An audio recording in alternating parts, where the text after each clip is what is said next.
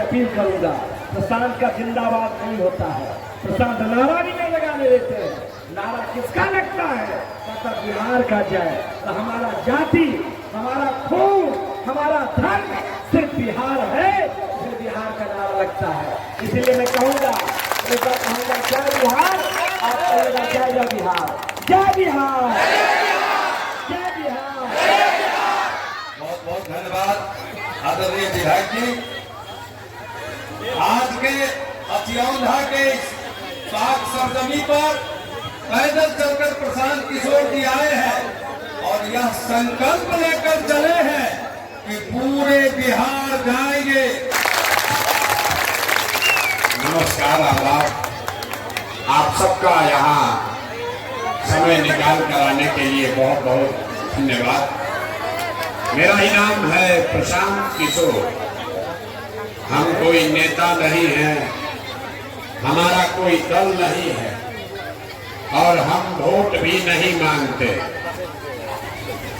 लोग बता रहा है कि भैया वोट नहीं मांगिएगा तो बिहार में नया व्यवस्था कैसे बनेगा। गांधी जी ने इस देश को आजाद कराया। गांधी जी ने आपसे हमसे वोट नहीं मांगा। गांधी जी ने इस समाज को जगाया।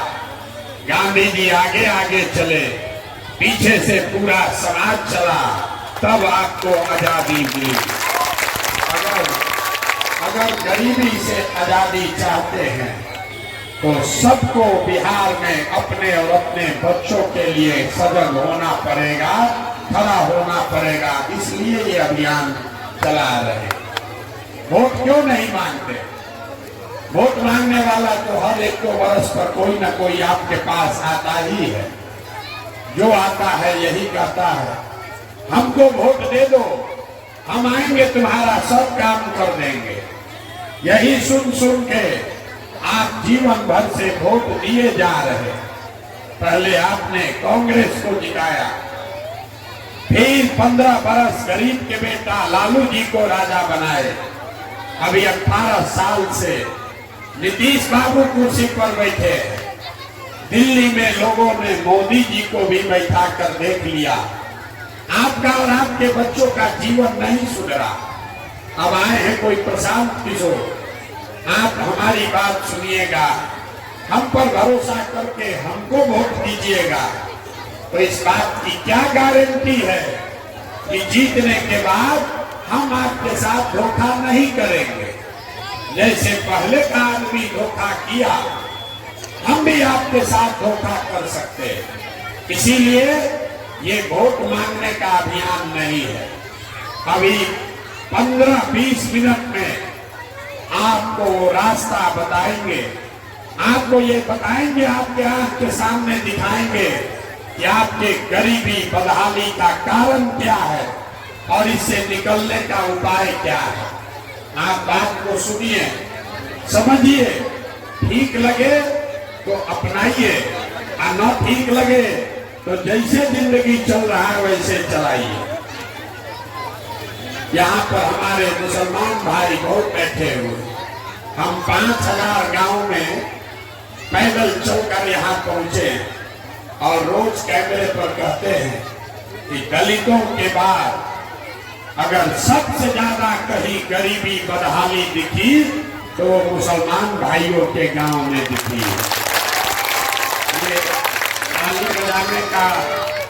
ये ताली बजाने का विषय नहीं है। अपना दुर्दशा देखिए, अपने बदहाली की बात सुनकर ताली बजा रहे। मेरे भाई, यहाँ जितना आदमी आता है आपको ये बताता है कि मुसलमानों की बदहाली इसलिए है कि कोई कहता है हमको कांग्रेस ने ठगा, कोई बता रहा है कि लालू जी ने धोखा कर दिया, कोई कह रहा है कि मोदी और भाजपा वाले परेशान कर रहे हैं। हम आपको बताते हैं आपकी बदहाली क्यों है। आपकी बदहाली इसलिए है कि आपके कौम में जो पैगंबर साहब ने आपको बताया, आपने तो उससे भी किनारा कर लिया। ये मुसलमानों के कौम में पैगंबर साहब ने लिखा है, बताया है कि जिस कौम को अपने रहनुमाओं की समझ न हो उसके ऊपर जालिम हुक्मरानों को मुसल्लत कर दिया जाता है। अगर आज का हुक्मरान आपको जालिम दिखता है तो इसका मतलब है कि कहीं न कहीं आपसे अपने हुक्मरानों को, रहनुमाओं को चुनने में गलती हुई है। ये बात हम नहीं कह रहे, ये बात तो पैगंबर साहब बोल कर गए।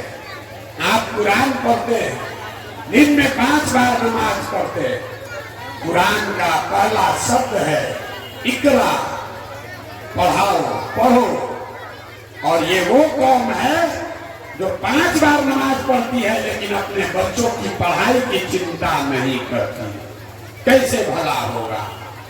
आप प्रशांत किशोर से सुनने आए हो, हम आपको क्या बताएंगे? आप तो अपने पैगंबर साहब की बात नहीं माने तो हमारे बात क्या मानिएगा?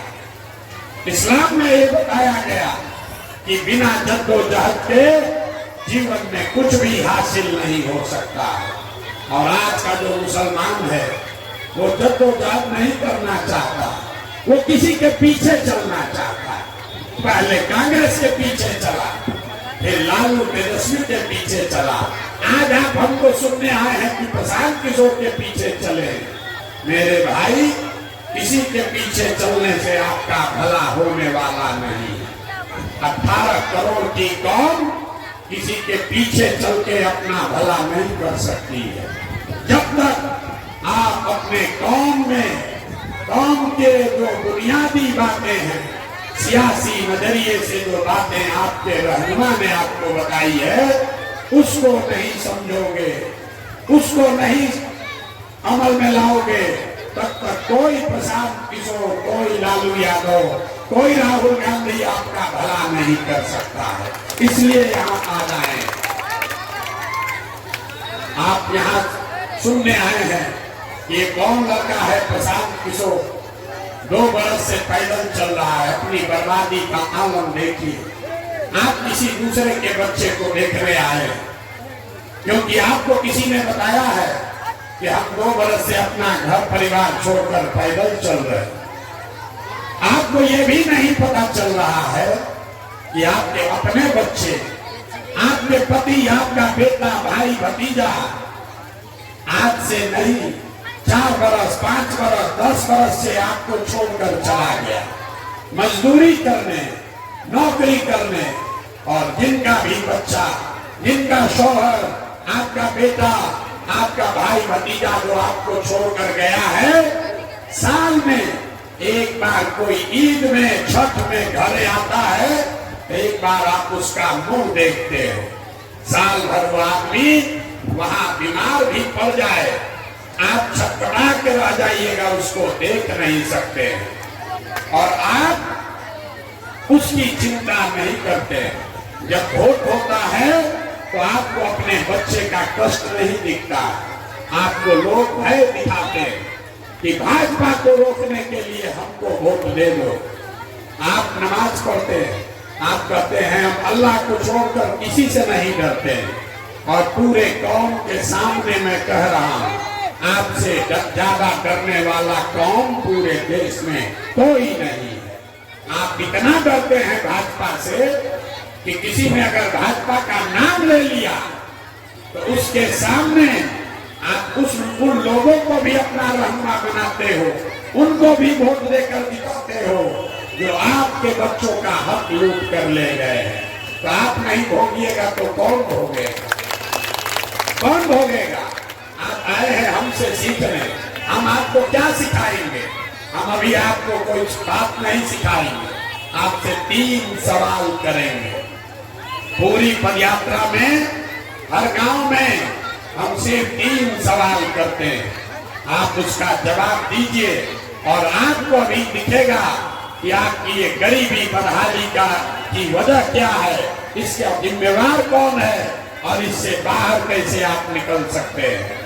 आप जितने लोग यहाँ आए हैं, एक बार जरा सोच के बताइए, आपके गांव पंचायत में और कुछ हो या न हो, आप सभी के बच्चों के पढ़ाई और रोजगार की व्यवस्था होनी चाहिए कि नहीं होनी चाहिए? उठाइए हाथ और बताइए होना चाहिए कि नहीं होना चाहिए? जोर से बोलिए, होना चाहिए कि नहीं होना चाहिए? हमने नहीं सिखाया, आपस में बात मत कीजिए। हमने नहीं सिखाया। यहाँ बैठा हुआ हर व्यक्ति, आप चाहे हिंदू हैं या मुसलमान, अनपढ़ हैं या पढ़े लिखे, गरीब हैं या अमीर, महिला हैं या पुरुष, सबने कहा कि न भैया पढ़ने और रोजगार का व्यवस्था तो होना ही चाहिए। किसी प्रशांत किशोर की जरूरत नहीं है। आपको मालूम है, अगर आपके बच्चों के रोजगार पढ़ाई का व्यवस्था हो जाए तो कोई मुखिया बने, कोई विधायक बने, आपके बच्चों का जीवन सुधर जाएगा। अब आपको दिखाते हैं आपके बदहाली का कारण।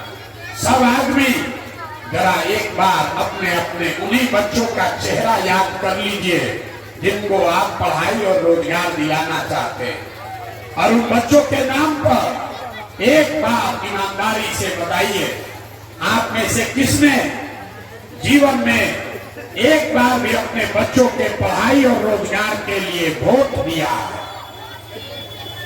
देखिए अपने गांव का दुर्दशा देखिए। अभी कितना जोर से बोले हैं।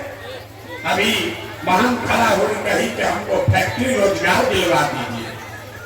अभी आपने कहा कि हमको रोजगार और पढ़ाई चाहिए, लेकिन जीवन में आपने अपने बच्चों के पढ़ाई रोजगार के लिए कभी वोट नहीं दिया। अब लोग कहता है कि बिहार में तो विकल्प नहीं है, सारा नेता चोर है।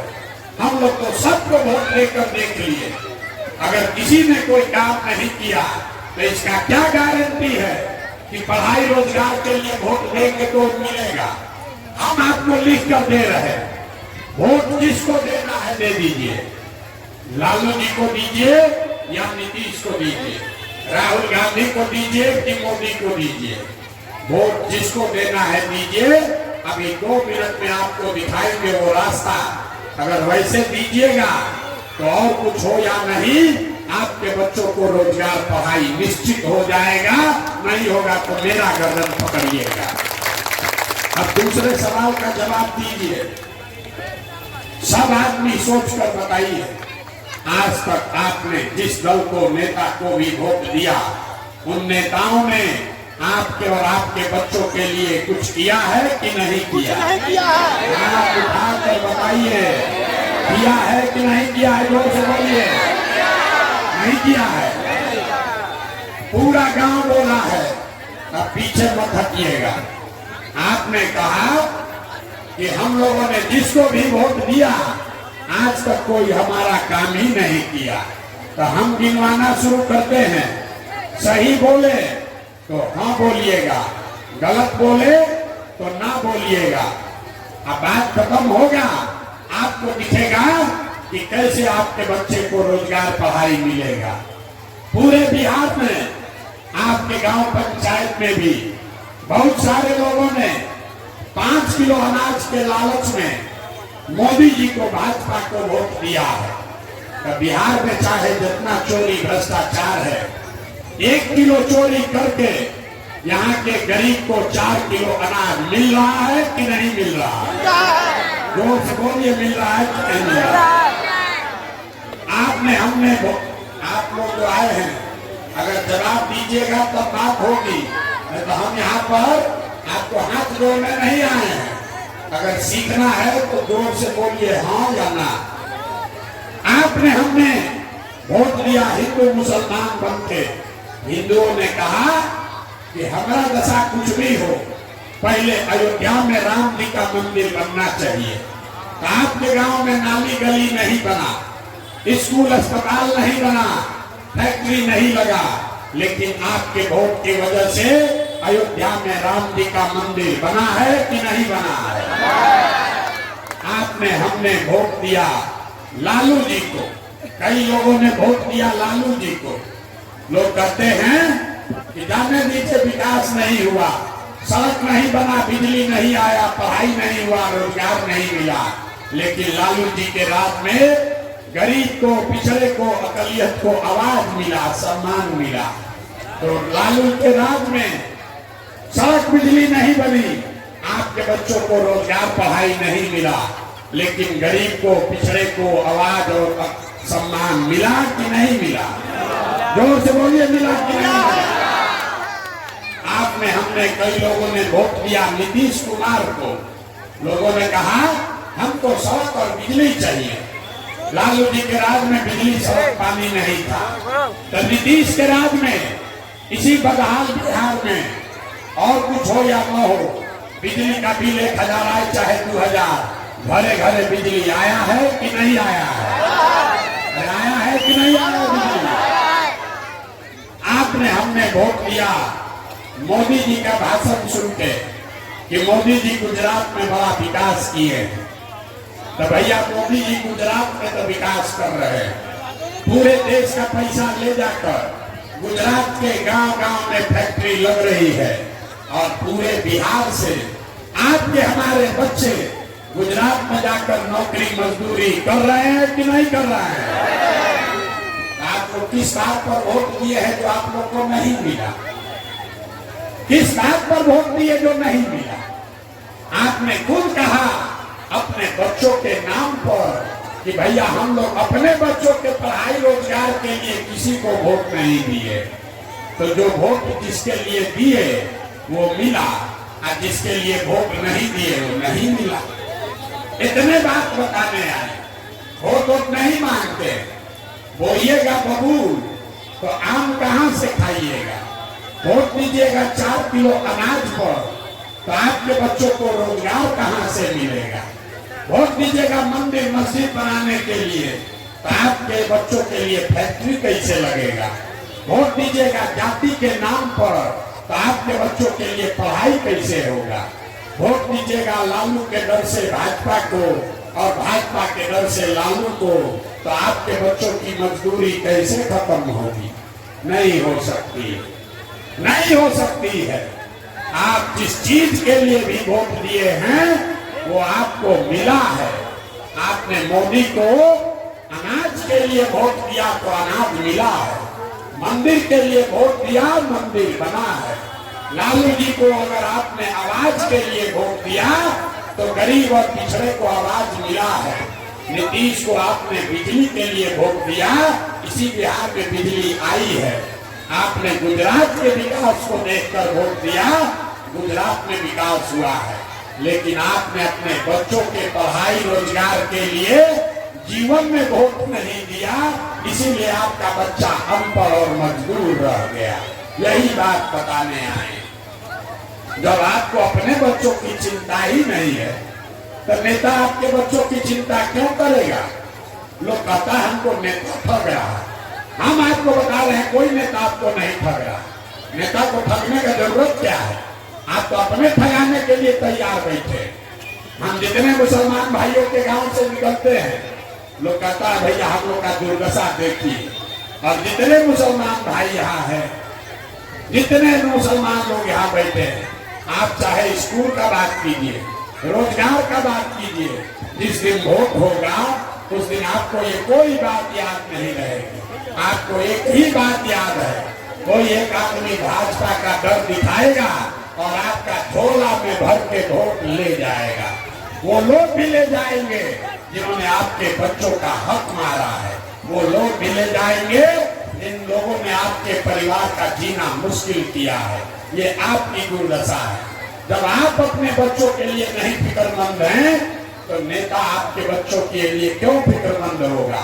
अगर हमारी बात पर भरोसा नहीं है तो अभी आपको दिखाते हैं कि आपके दुर्दशा का क्या आलम है।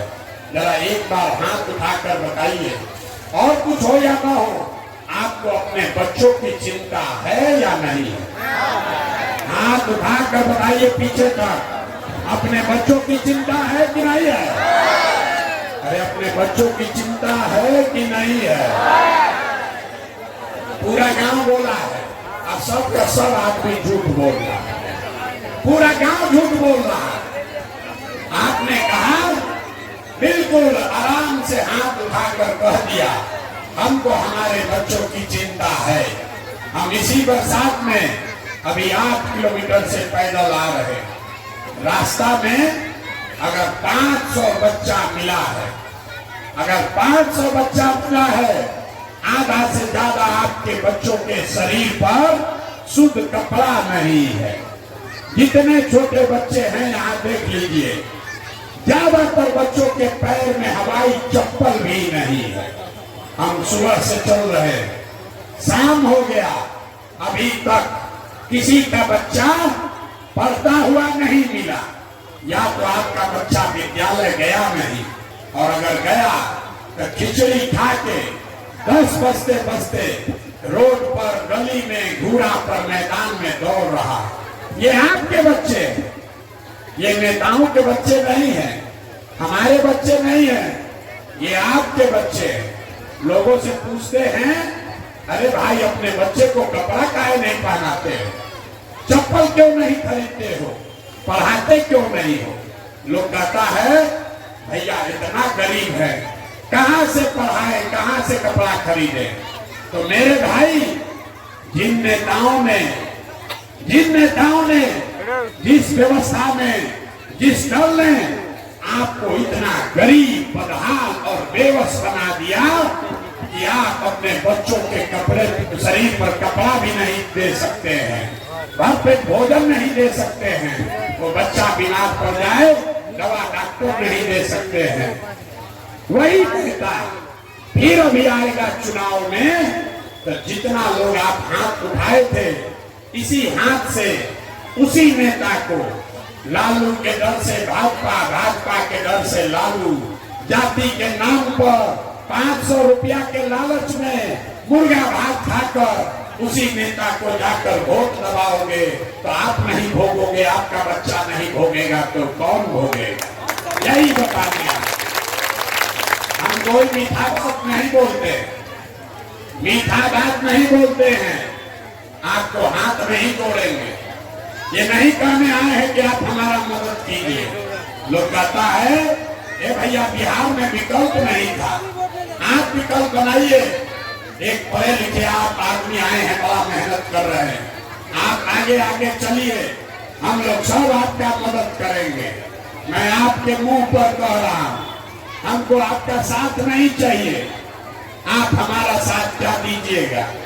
आप तो वो लोग हैं जो अपने बच्चों के साथ नहीं खड़े हुए, आप हमारे साथ खड़ा होइएगा। अरे जो अपने बच्चों के कष्ट से नहीं सुधरा, वो हमारे 2 बरिस पैदल चलने से सुधरेगा। आप सुधरने वाले नहीं हैं, आप सुधरने वाले नहीं हैं। आप 5 बरस रोते हैं, ए भैया नाली नहीं है, गली नहीं है, रोजगार नहीं है, पढ़ाई नहीं है, खाने को नहीं है, बीमार पड़ते हैं, दवा डॉक्टर नहीं है। आप फिर वोट होगा तो अपने सारे कष्ट को भूलकर, अपने बच्चों का कष्ट भूलकर फिर उसी नेता को जाकर वोट देते हैं। आप सुधरने वाले नहीं। इसीलिए आपके लिए एक सूत्र बनाया है हमने, ये सूत्र समझ लीजिए। आप फिर जिसको मन है जाके उसको वोट दीजिए।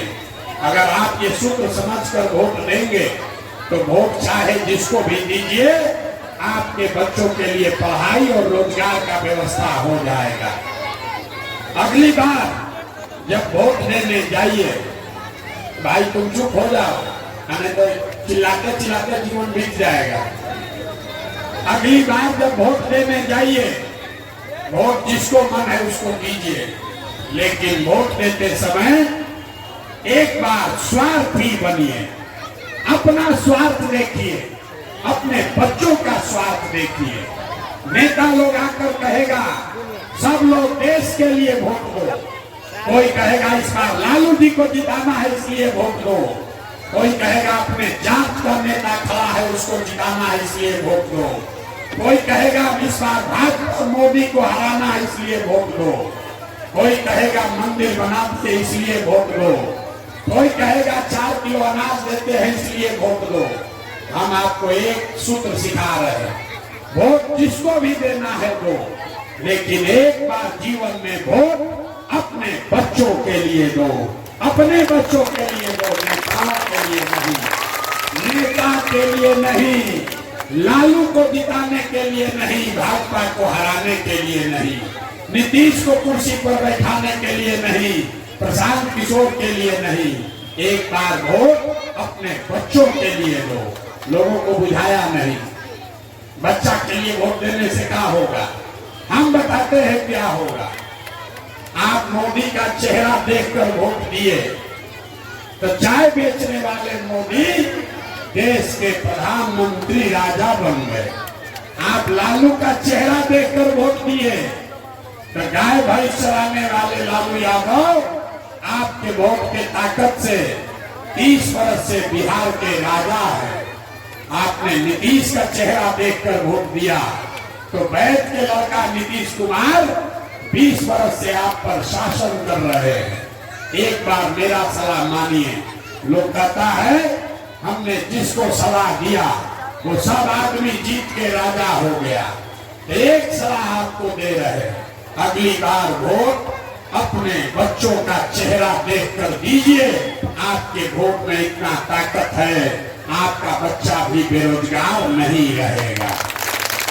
लेकिन अगर अपने बच्चों के लिए वोट नहीं दोगे तो कोई आ जाए, कोई दल आ जाए, कोई नेता आ जाए, आपका भला होने वाला नहीं है।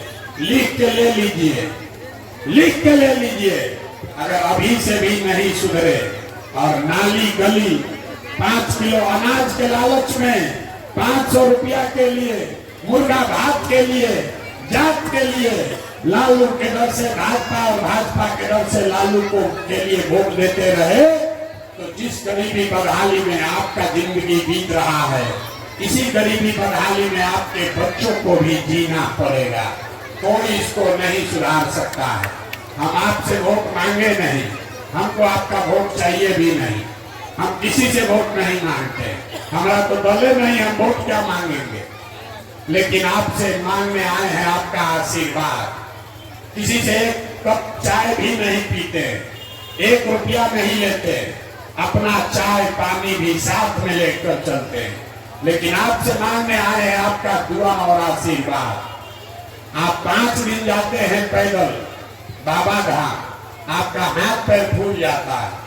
अभी हमारे साथ 10 मीटर चलिएगा, आपका दम फूलने लगेगा। हम आज करीब 20 महीना से पैदल चल रहे हैं। कैसे चल रहे हैं? ये चल रहे हैं ऊपर वाले की दुआ से, ऊपर वाले की कृपा से और गांव-गांव में लोगों के दुआ और आशीर्वाद से। अगर आपको लगता है कि जो बात हम बता रहे हैं ये कड़वा है लेकिन ठीक है, जो प्रयास कर रहे हैं ये लंबा है लेकिन आपके बच्चों के को गरीबी से निकालने के लिए है, तो और कुछ नहीं। एक बार हाथ उठाकर दुआ और आशीर्वाद दीजिए और बताइए कि ये प्रयास होना चाहिए कि नहीं होना चाहिए। जोर से बोलिए, होना चाहिए कि नहीं होना। इतना देर से आपको हम सब कड़वा बात बताए, फिर भी आप हमको दुआ और आशीर्वाद दे रहे हैं, तो जाने से पहले 2 मीठा बात सुनकर जाइए। भगवान ने, ऊपर वाले ने मुझे जो शक्ति, बुद्धि, साधन, पैसा दिया है, पिछले 10 वर्ष में हमने जिसका हाथ पकड़ा वो सब आदमी जीत के राजा हो गया। इस बार संकल्प लेकर आए हैं, किसी दल और नेता का नहीं, इस बार आपका, बिहार की जनता का हाथ पकड़े हैं और भरोसा रखिए। जैसे आप दही को मथ के मक्खन निकालते हैं, वैसे ही 3 वर्ष में पूरा बिहार पैदल चलते गांव-गांव जाकर आपके बीच से ऐसे लोगों को निकालेंगे जिनको अपने पैसे, ताकत, शक्ति, बुद्धि से और आपके आशीर्वाद से जिता कर लाए और अगले साल बिहार में जनता का राज कायम करें। और अगले साल अब ताली बजाने का बारी कब आया? इतना देर आपको रोके हुए थे, अब बात सुन लीजिए। अगले साल जब ये जनता का राज बनेगा तो इसका 3 संकल्प है। पहला संकल्प, नाली गली बने चाहे मत बने, स्कूल अस्पताल जब सुधरेगा तब सुधरेगा, लेकिन साल भर के अंदर इसको लिख लीजिए, आंचल में बांध लीजिए।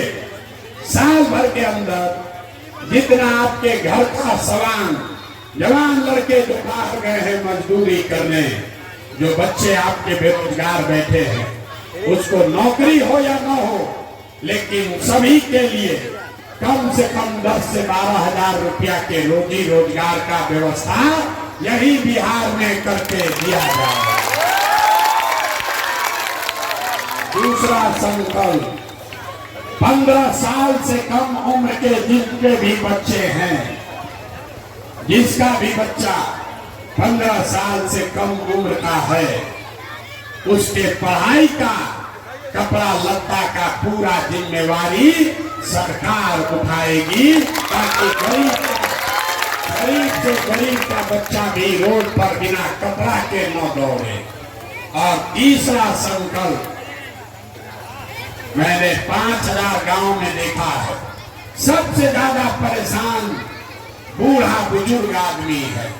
उसका शरीर थक गया है और वो मजदूरी भी नहीं कर सकता है।